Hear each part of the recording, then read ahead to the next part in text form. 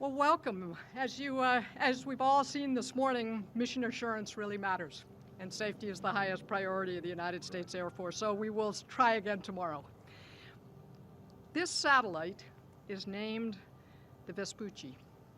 In the year 1499, Amerigo Vespucci was inspired by Christopher Columbus to sail to the New World. He didn't just find what Columbus called the West Indies. He developed a calculation for exact longitude rather than dead reckoning, and then calculated the circumference of the Earth to within 48 miles of the true distance, and he did it in 1499. His discoveries improved maps for explorers who would follow. The Global Positioning System 3 Space Vehicle 1, the Vespucci, is the most powerful and resilient GPS satellite ever built. It is 3 times more accurate and 8 times better at anti-jamming.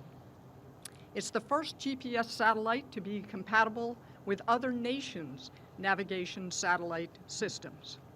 I want to personally thank all of the airmen and our mission partners for all of your wonderful work, and I hope all of you get to be here tomorrow to watch it go into space. And I want to introduce you to someone who has your back. His father served in the Army and earned a Bronze Star in Korea. His son is a United States Marine aviator. He is fully committed to the men and women who serve in our nation's defense and to maintaining American dominance in space. A former congressman, a governor, and now the 48th Vice President of the United States. Ladies and gentlemen, please welcome the Vice President of the United States, Mike Pence. Thank you, Madam Secretary. Yeah, great words. Great words. Well, thank you, Secretary Wilson. Thank you for that introduction, and thank you for your great leadership of the United States Air Force. I want to thank our host today, the Kennedy Space Center, Bob Cabana, and the entire team, to General Selva, who joins us here today, to all of our distinguished guests, to General Chess, but especially to the airmen of the 45th Space Wing and your families. It is great to be here at the Kennedy Space Center, the world's premier gateway to space. Thank you all. And I want to bring greetings this morning, first and foremost, to a great champion of American leadership in space and a great champion of America's military personnel and your families. I want to bring greetings from the 45th President of the United States of America, President Donald Trump.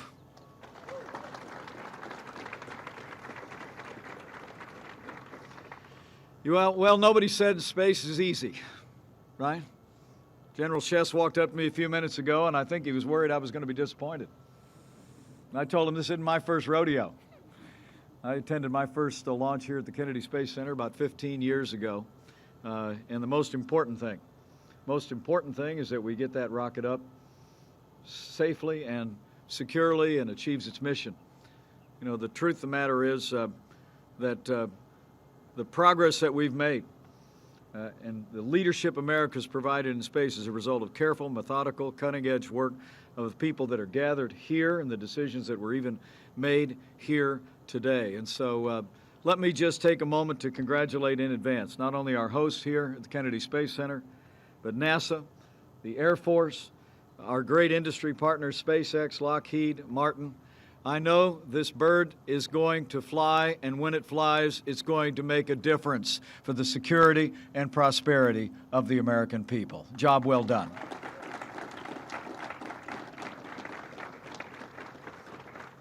So thank you all for being here today. Despite this delay, I wanted to take the opportunity nonetheless to make a very important announcement about American leadership in space, and the opportunity to do that among the airmen here of the 45th is a great honor for me, and it's a fitting place to do just that, and I'm grateful for your attendance and your participation here today.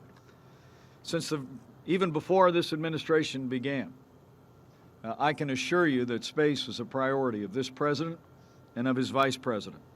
You know, I grew up, I was a little boy in the 1960s, and I remember going down in our basement watching on our black and white television as America marveled the world with our leadership in space. Nearly a half a century has passed since those days, and America continues to lead in space. But I'm here to tell you today, from the first days of this administration, when President Trump restarted the National Space Council, to the investments that we've made in NASA, to the leadership on national security in space, a new era of American leadership in space has begun.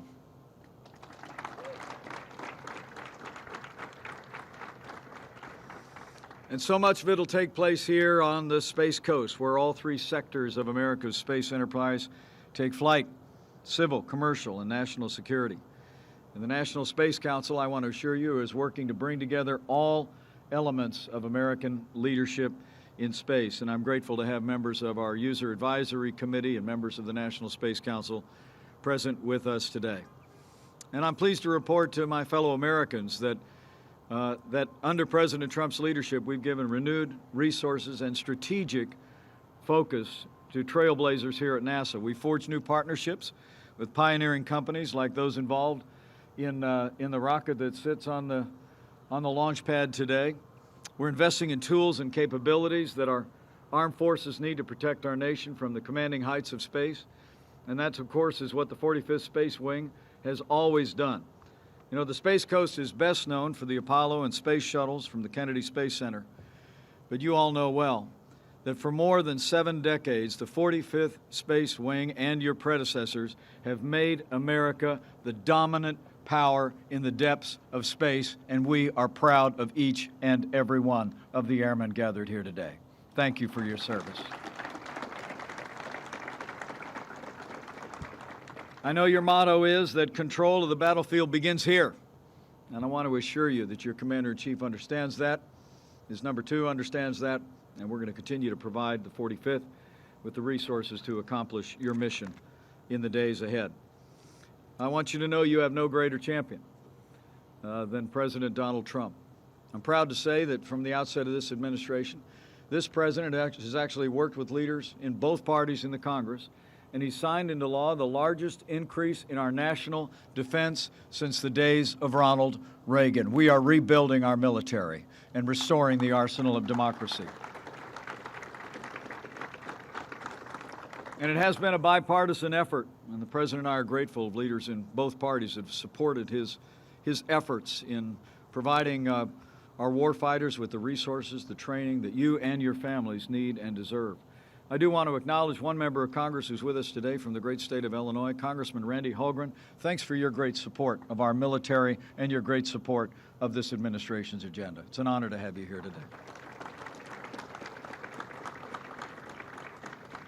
But there's perhaps no greater sign of this president's commitment to all of you gathered here today and your mission than the president's vision to stand up the United States Space Force.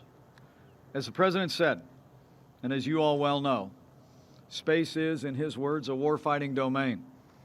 And the truth is, for years, foreign nations have been developing electronic weapons to jam, blind, and disable satellites, just like the one that waits on that launch pad today. China has tested missiles designed to destroy satellites.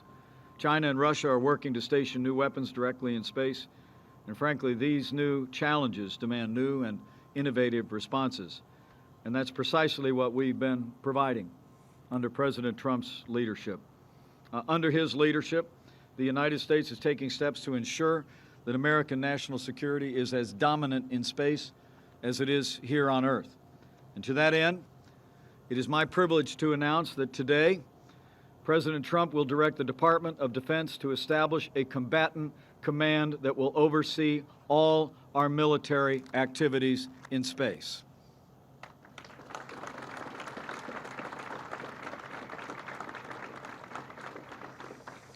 This Space Command will be the 11th combatant command in the U.S. military, joining the Indo-Pacific Command, the European Command, but also it will serve alongside other what are known as functional commands like Strategic Command and Special Operations Command, and it will be led by a 4-star flag officer.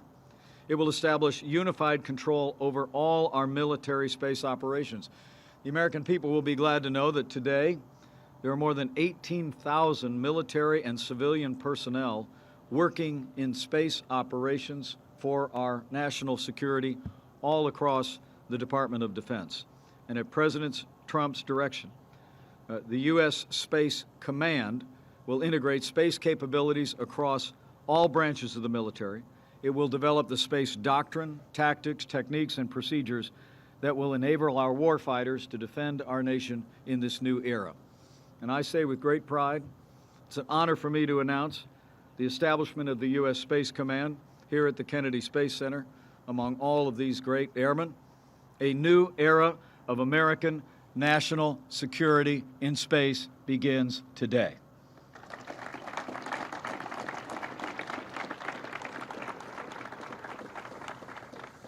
But it won't end there.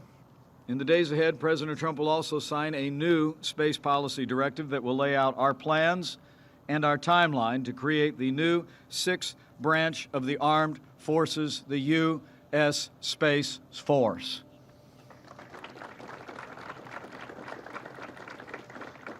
We're working as we speak with leaders in both parties in Congress to stand up the United States Space Force before the end of 2020. You know, the Air Force has been a magnificent steward of our military space capabilities, and they prove that every single day. Each and every one of you do. And I want to promise you that we're going to build on that foundation.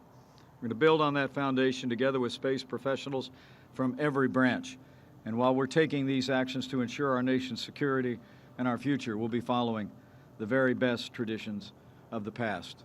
We'll be building on a foundation of American innovation, of the courage of our armed forces.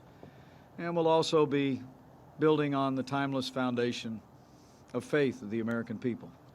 Faith in the capacity of our people to accomplish anything in the defense of and the advance of freedom. And we'll also do it with that other kind of faith as well. You know, it's remarkable to think 50 years ago this month, 2 Air Force pilots and a naval aviator blasted off from this very Cape with a rendezvous with history. On that fateful mission, Bill Anders, Jim Lovell, Frank Borman went further than any human being had ever gone before. They rounded our lunar surface, and on Christmas Eve, 1968, you might remember the story. Those of you with hair the same color as mine. It was an amazing moment. The men of Apollo 8 gazed across the gray surface of the moon, and they watched that glorious blue and green orb rise on the horizon of the moon. First time anyone in the human family had ever seen an Earth rise before. And they were inspired. And as they saw that Earth rise, the astronauts of Apollo 8 spoke back to the world timeless words that are cherished in the faith tradition of tens of millions of Americans and people around the world. And I looked at that transcript when I was visiting NASA just a few short days ago. And as this special season of the year approaches for the American people, it's a joy for me to recall those words. They said from Apollo 11, quote, "Now approaching the lunar sunrise. For all the people back on Earth, the crew of Apollo 8 has a message that we would like to send to you. That in the beginning, God created the heaven and the earth. And the earth was without form and void, and darkness was upon the face of the earth. The Spirit of God moved on the face of the waters. God said, 'Let there be light,' and there was light." As each one of you in this space enterprise in America, military and civilian, do your work. As you continue to renew American leadership in space, I urge you to do so on behalf of your Commander-in-Chief, with your very best efforts, with renewed energy, with ingenuity, with professionalism, and with innovation. But I also urge you to do your work with faith, if you're of a mind, that as you keep our country safe, know that you also carry the faith and aspirations of the American people, tens of millions of which, every day, look to the heavens and see His hand, and long to understand it better. In this season of giving, this team's worked hard to give the American people a great gift. And I have every confidence that it will be aloft very soon. because of all of your efforts, very soon America will be more secure and the American people will be more inspired. So thank you for your service. Thank you to all the members of our military that worked to make this possible, all the members of the 45th Space Wing. And thanks to the leadership of the Air Force gathered here today. Thanks to our great industry partners who've worked with us to bring us to this point. And on behalf of President Trump, let me just say thank you all for this great collaboration for the American people. And I say in advance of what I know will be a great and successful launch, congratulations and Merry Christmas.